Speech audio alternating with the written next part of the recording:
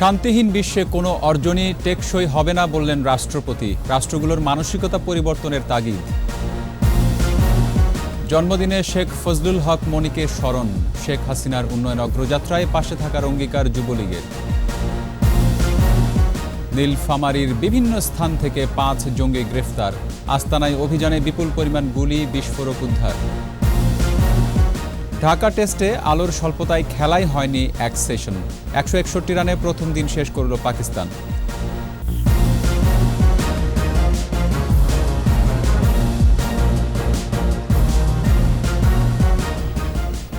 শুনছিলেন first security ইসলামী bank limited সংবাদ শিরোনাম। আমন্ত্রণ রাত ৯টার ২১-এর সংবাদে। সাথে আছি রক্তিম ত্রিপুরা।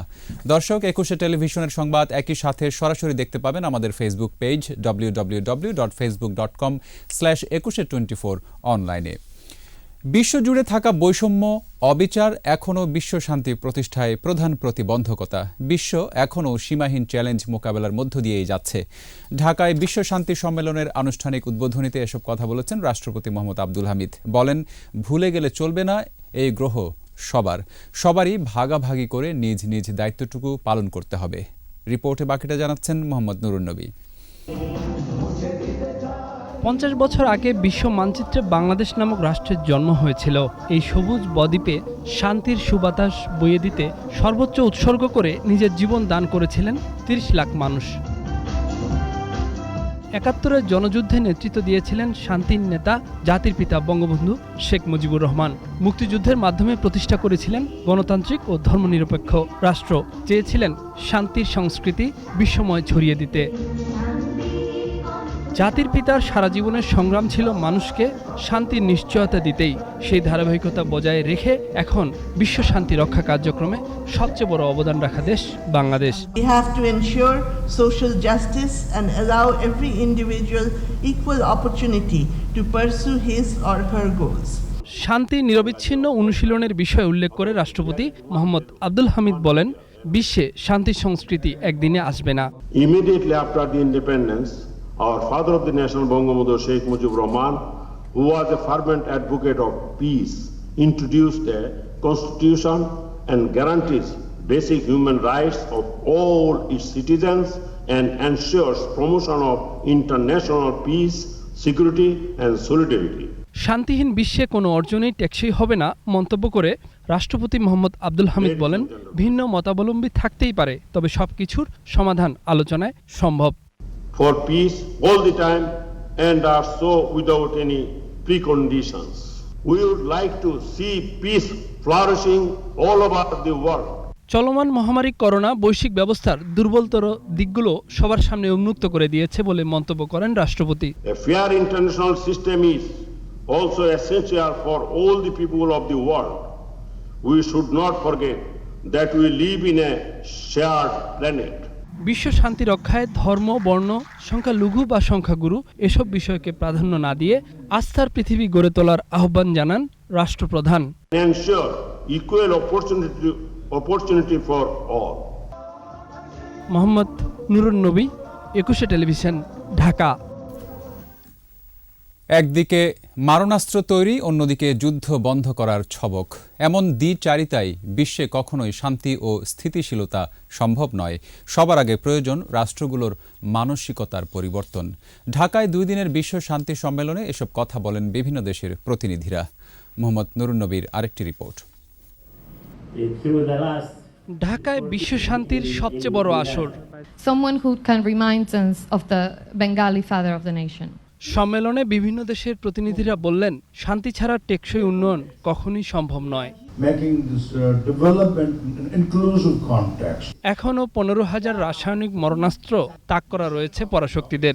এই ভীতিকর পরিবেশ ও পরিস্থিতিতে কতটুকু নিরাপদ এই বিশ্ব, এমন প্রশ্ন উঠে আসে সম্মেলনে। That the nuclear arms are devil weapons that cannot coexist with humanity. 15,000 nuclear weapons, enough to explode the planet many times over. Globally, there is a wide variety of psychological instabilities such as phobias, fear, anxieties. It engages in illegal wars of aggression against Yugoslavia, Afghanistan, Libya, Syria, and elsewhere. and it keeps raising the military budget allotments. Global peace ইন্ডেক্সের উন্নতি হচ্ছে, তবে প্রত্যেক রাষ্ট্র নিজেদের national হ্যাপিনেসের বিষয়ে সিদ্ধান্ত নিতে হবে। There should be a serious campaign on banning the armed drones. There has to be a serious campaign, because when you throw drones, you don't get the terrorists, you get a village, you get human beings, you get the kitchen, you get the children. For everyone, peace might be threatened, and in presence of unfair economic exploitation and competition, peace often threatened. কথা হয় বাস্তুচ্যুত রোহিঙ্গাদের আশ্রয় দেয়া নিয়েও। একপাক্ষিক বিশ্বে সবলদের দুর্বলের উপর অন্যায্য সিদ্ধান্ত চাপিয়ে দেওয়া, রুখে দেওয়ার আহ্বানও ছিল আলোচনায়। And the slums of Gaza to the Rohingya refugee camp in Cox's Bazar, Bangladesh. In these desperate times, all these nations and humans should collectively work towards reaching an amicable settlement where everyone has the right for peace and justice. It is also noteworthy to share Bangladesh's peace efforts for more than 2 decades that led to the UN General Assembly's adoption by consensus. এখনও নিজ ঘরে অনেকেই নিরাপদ নয়। এ বিশ্বকে বদলাতে হলে সব পক্ষকে একই কাতারে কাজ করার রাজনৈতিক সদিচ্ছা থাকতে হবে বলে মত বিশিষ্টজনদের। That it is true to the words of its founder, Bangabandhu Sheikh Mujibur Rahman. Mohammad Nurun নবী, 21 টেলিভিশন, ঢাকা। জন্মদিনে শেখ ফজলুল হক মনিকে স্মরণ করছে তারই হাতে গড়া সংগঠন বাংলাদেশ আওয়ামী যুবলীগ। আলোচনা সভায় বক্তারা বলেন, উন্নয়ন অগ্রযাত্রায় যুবলীগ সবসময় বঙ্গবন্ধু কন্যা শেখ হাসিনার পাশে থাকবে। সরকারের উন্নয়ন ব্যাহত করতে বিএনপির অপপ্রচারের সমালোচনাও করেন তারা। আরও জানাচ্ছেন আকবর হোসেন সুমন। মুক্তিযুদ্ধের অন্যতম সংগঠক, মুজিব বাহিনীর অধিনায়ক, বাংলাদেশ আওয়ামী যুবলীগের প্রতিষ্ঠাতা চেয়ারম্যান, লেখক, সাংবাদিক শেখ ফজলুল হক মনির ৮৩তম জন্মদিন বনানী কবরস্থানে শ্রদ্ধা নিবেদন করে বাংলাদেশ আওয়ামী যুবলীগ। পরে বঙ্গবন্ধু এভিনিউয়ে কেন্দ্রীয় কার্যালয় প্রাঙ্গণে জন্মদিনের আলোচনায় রাজনৈতিক দূরদর্শিতা, জ্ঞানভিত্তিক যুব সমাজ গঠনে শেখ মনির ভূমিকা তুলে ধরেন বক্তারা। আজকে যদি বেঁচে থাকতেন, খালেদা জিয়ার অসুস্থতা নিয়ে বিএনপির অপরাজনীতির সমালোচনা করেন যুবলীগ চেয়ারম্যান। তারা আজ অপপ্রচারের আশ্রয় নিয়ে বিভিন্ন রকম ষড়যন্ত্রে লিপ্ত।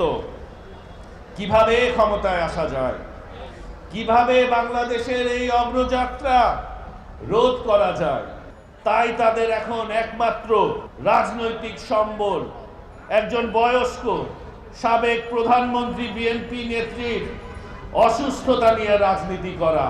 আলোচনায় অংশ নিয়ে আওয়ামী লীগ প্রেসিডিয়াম সদস্য বেগম মতিয়া চৌধুরী বলেন, সব বাঁধা ডিঙিয়ে বঙ্গবন্ধু কন্যা শেখ হাসিনা জাতির পিতার স্বপ্ন বাস্তবায়ন করে যাচ্ছেন।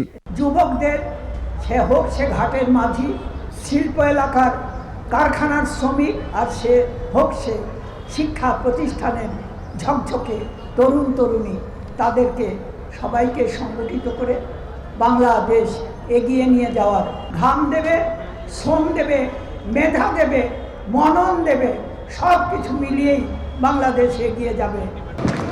এদিকে ঢাকা দক্ষিণ সিটি কর্পোরেশনের আয়োজনে আলোচনায় বেগম জিয়ার চিকিৎসায় বিদেশ যেতে রাষ্ট্রপতির কাছে আবেদন করার পরামর্শ দেন আওয়ামী লীগের যুগ্ম সাধারণ সম্পাদক মাহবুবুল আলম হানিফ। প্রতিদিন প্রেস ক্লাবের সামনে দাঁড়িয়ে ওনারা নানান ধরনের কথা বলে যাচ্ছেন, মায়াকান্না টানছে। কালকে আপনি মহামান্য রাষ্ট্রপতির কাছে দরখাস্ত করুন, আবেদন করুন, বেগম খালেদার দণ্ড মওকুফ হয়ে যাবে, এটা আমার বিশ্বাস। শেখ ফজলুল হক মনির সন্তান মেয়র ফজলে নূর তাপস বলেন, শেখ মনির আদর্শ থেকে জাতি গঠনে ভূমিকা রাখবে তরুণ সমাজ। যুব সমাজ যত শিখবে জাতির গঠনে, তরুণ সমাজ, যুব সমাজ ততই জাতির গঠনে বলিষ্ঠ ভূমিকা পালন করতে পারবে। আকবর হোসেন সুমন, 21 টেলিভিশন, ঢাকা। নীলফামারী সদরের বিভিন্ন স্থানে অভিযান চালিয়ে নিষিদ্ধ জঙ্গি সংগঠন জেএমবির রংপুর অঞ্চলের সামরিক শাখা প্রধান সহ 5 জনকে গ্রেফতার করেছে র্যাব। তাদের দেয়া তথ্যের ভিত্তিতে নগরীর মাঝাপাড়ায় জঙ্গি আস্তানায় অভিযান চালিয়ে জিজ্ঞাসাবাদের জন্য 2 নারীকে আটক করা হয়। উদ্ধার করা হয়েছে বিপুল পরিমাণ বিস্ফোরক অস্ত্র ও গোলাবারুদ।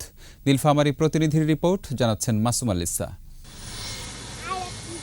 ভোর থেকে সদরের মাঝাপাড়া পুটিহারি এলাকায় শরীফুল ইসলামের বাড়িটি ঘিরে রাখে র্যাব। সরিয়ে নেওয়া হয় আশেপাশের বাসিন্দাদের। রংপুর থেকে বিস্ফোরক নিষ্ক্রিয় দল পৌঁছলে শুরু হয় অভিযান।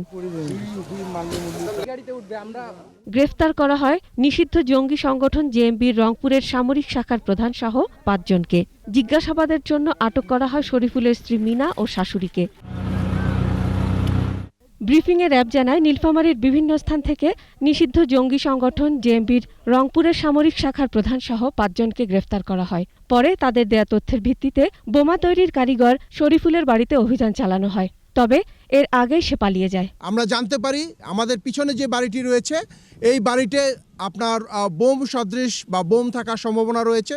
এই সম্পর্কিত তারা আমাদেরকে গুরুত্বপূর্ণ তথ্য দেয় এবং তাদের এই তথ্যের ভিত্তিতেই মূলত আমরা র্যাব গোয়েন্দা শাখা, র্যাব 13 আভিযানিক দল এবং আমাদের যে বোম স্কোয়াড, স্পেশাল স্কোয়াড, আমরা এখানে অভিযান পরিচালনা করি।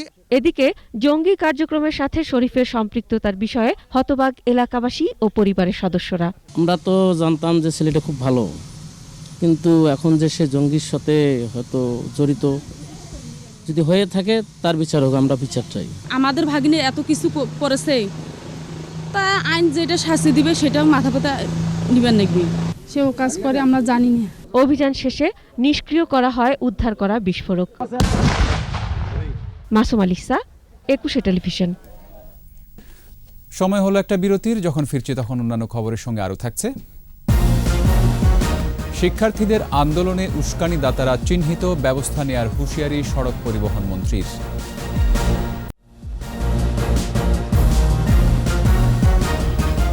আবারও আমন্ত্রণ রাত 9টার 21 সংবাদে।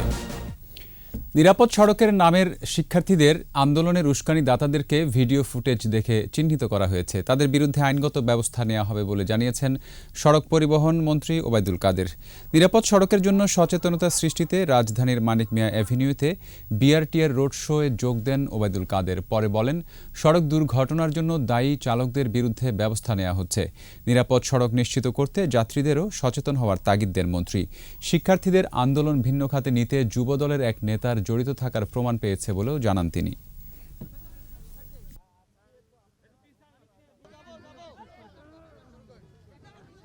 স্কুলের পোশাক পরে এক রাজনৈতিক দলের মহিলা নেত্রী রাস্তায় দাঁড়িয়ে রামপুরা এলাকা ছাত্রদেরকে উস্কানি দিচ্ছে, স্কুলের ছাত্রীদের। তো এইসব কাজগুলো তো বাইরে থেকেও হচ্ছে। এটা রাজনৈতিক উস্কানিও এখানে আছে, এবার রাজনৈতিকভাবেও এখানে এদেরকে উৎসাহিত করা হচ্ছে। খালেদা জিয়া না থাকলে আওয়ামী লীগও থাকবে না, এমন মন্তব্য করেছেন বিএনপির মহাসচিব মির্জা ফখরুল ইসলাম আলমগীর। খালেদা জিয়ার মুক্তি ও বিদেশে চিকিৎসার দাবিতে সকালে জাতীয় প্রেস ক্লাবের সামনে ছাত্রদলের বিক্ষোভ সমাবেশে যোগ দেন মির্জা ফখরুল। এ সময় বলেন, বেগম জিয়া আছেন বলেই সীমান্তে শত্রুরা এখনো ভয় পায়। তিনি না থাকলে গণতন্ত্র থাকবে না। খালেদা জিয়া উড়ে এসে জুড়ে বসেননি উল্লেখ করে তাকে মুক্তি দিয়ে অবিলম্বে বিদেশে চিকিৎসার দাবি জানান বিএনপি মহাসচিব।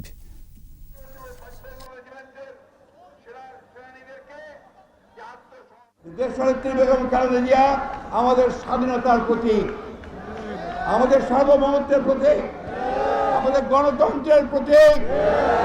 তিনি আছেন বলেই এখনো গণতন্ত্রের সংগ্রাম চলছে। আর এখনো আওয়ামী লীগ যে আছে, ওই দেশনেত্রী বেগম খালেদা জিয়া দেশে আছেন, বেঁচে আছেন বলেই এখনো আছে। তা না হলে আওয়ামী লীগ থাকবে না বন্ধুগণ। খুলনা প্রকৌশল বিশ্ববিদ্যালয়ের অধ্যাপক ড সেলিম হোসেন মৃত্যুর ঘটনায় 9 শিক্ষার্থীকে সাময়িক বহিষ্কার করা হয়েছে। কুয়েট কর্তৃপক্ষ প্রেস বিজ্ঞপ্তিতে জানিয়েছে, ইলেকট্রিক ইঞ্জিনিয়ারিং বিভাগের অধ্যাপক ড সেলিম হোসেনের অস্বাভাবিক মৃত্যুর বিষয়টি 2 ও 3 ডিসেম্বর সিন্ডিকেট সভায় উত্থাপন করা হয়। ক্লোজ সার্কিট ক্যামেরার ফুটেজ ও অন্যান্য তথ্য পর্যালোচনা করে বিষয়টি অসদাচরণের আওতায় পড়ায় 9 শিক্ষার্থীকে সাময়িকভাবে বহিষ্কারের সিদ্ধান্ত নেয় সিন্ডিকেট। এদিকে ঘটনা তদন্তে 5 সদস্যের নতুন কমিটিকে 10 দিনের মধ্যে প্রতিবেদন জমা দিতে বলা হয়েছে।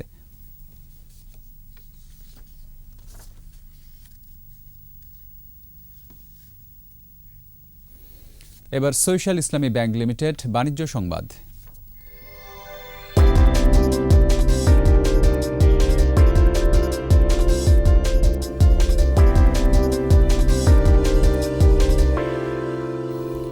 যমুনা ব্যাংক ফাউন্ডেশনের উদ্যোগ ও অর্থায়নে পাবনার কাশীনাথপুরের মির্জাবাড়িতে বিনামূল্যে চিকিৎসা সেবা দেওয়া হয়েছে। এছাড়া দুস্থদের মধ্যে কম্বল বিতরণ করা হয়। অনুষ্ঠানে প্রধান অতিথি ছিলেন যমুনা ব্যাংক নির্বাহী কমিটি ও ফাউন্ডেশনের চেয়ারম্যান আলহাজ নূর মোহাম্মদ। বিশেষ অতিথি ছিলেন ব্যাংকের পরিচালক ইসমাইল হোসেন সিরাজি। সভাপতিত্ব করেন যমুনা ব্যাংক লিমিটেডের ব্যবস্থাপনা পরিচালক ও সিইও মির্জা ইলিয়াস উদ্দিন আহমেদ। আরও উপস্থিত ছিলেন উপব্যবস্থাপনা পরিচালক আব্দুস সালাম। অনুষ্ঠানে প্রায় ৪,৭২৩ রোগীর চিকিৎসা সহ বিনামূল্যে ওষুধ এবং ৬৫৭ জনকে চোখ অপারেশনের জন্য তালিকাভুক্ত করা হয়। পরে যমুনা ব্যাংক ফাউন্ডেশন কমপ্লেক্স ভবনের উদ্বোধন করা হয়।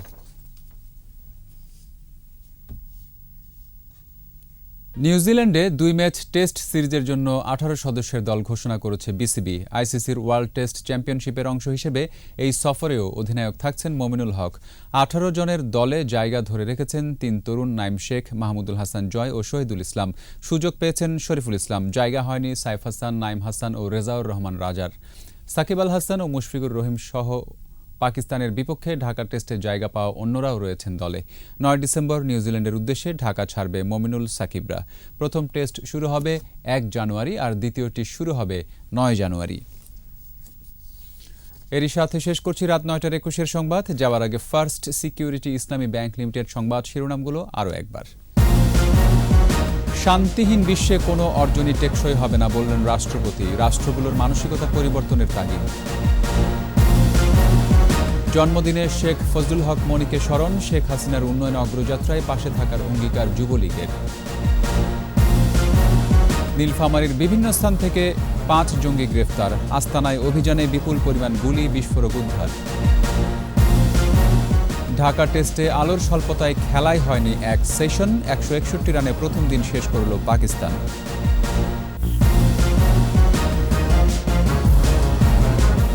সর্বশেষ খবর জানতে ডায়াল করুন 2021 নম্বরে আর ভিজিট করুন ekushe-tv.com ওয়েবসাইটে। এছাড়া ফেসবুকে লগ ইন করতে পারেন facebook.com/ekushe24 অনলাইনে।